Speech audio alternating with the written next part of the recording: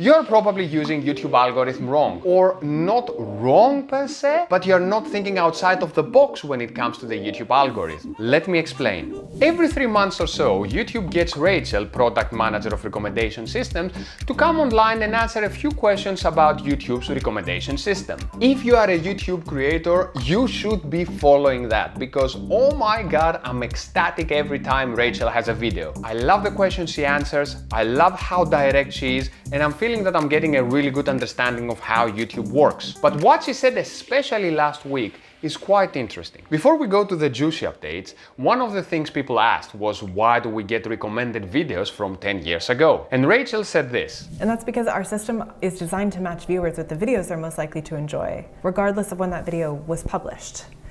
If viewers are still showing interest in a given video, it'll likely continue to be recommended until viewer interest starts to decline, or viewers start to choose to watch more of other videos that are being offered to them. So what does this tell us? This tells us that the algorithm of YouTube is fair. It always tries to find what's best for the viewer, regardless with what's trending. And this is something that I tell my students all the time. The age where you could trick the algorithm with a bad thumbnail or spamming likes and views is gone. And not only on YouTube, all the algorithms are quite sophisticated, so now they kind of understand what you, the viewer, likes. Although when I try to figure out what Google thinks that I'm interested in, I saw that it thinks that I like vacuums, floor care and yard maintenance, so I'm not really sure if the system actually works. Then we have the question that every single person asks every time. How important are the tags? Rachel, take it away. In a scenario like this, I would focus on the things that viewers make decisions about when they're choosing what to watch, which is really the title and thumbnail of your video.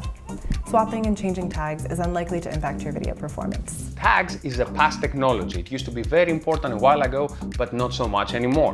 Why don't they remove it? Because it's not as easy to remove a piece of technology from a platform as big as YouTube, so it still has a little bit of relevance. The advice, don't spend more than 5 minutes on them. And now we go to the interesting part, so listen to this. What typically happens in September, and I've shown this chart in a previous video, is viewers' schedules start to change. That's the beginning of the school cycle, and a lot of creators often have steady declines in and around this period, with viewership then starting to spike on the weekends or Saturdays and Sundays. So generally what happens during this time of year is a lot of viewers who were watching more regularly that flat line over the summer starts to dip a little bit and then spike on Saturday and Sunday. So this is a time of year where there are a lot of fluctuations in viewership because there's actually a lot of things happening in viewers' lives and their schedules are changing, which is more likely the case. This is really common in and around September.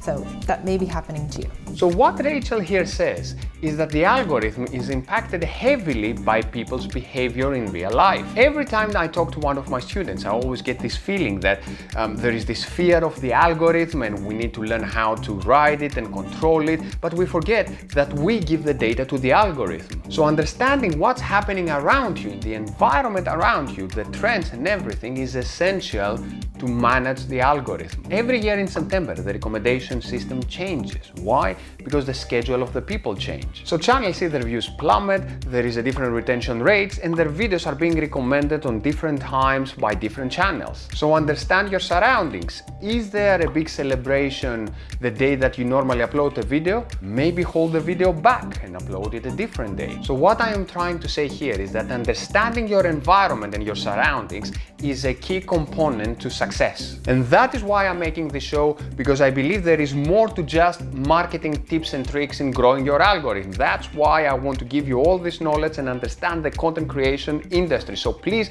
share this video with more content creators so they will have the opportunity to learn. So I'm going to leave you with this question. Do you think that these updates were useful for your journey as a content creator? Are you following the creators channel? And have you noticed different spikes in celebrations or in September? Let me know in the comments below and I'll see you again for a next update tomorrow.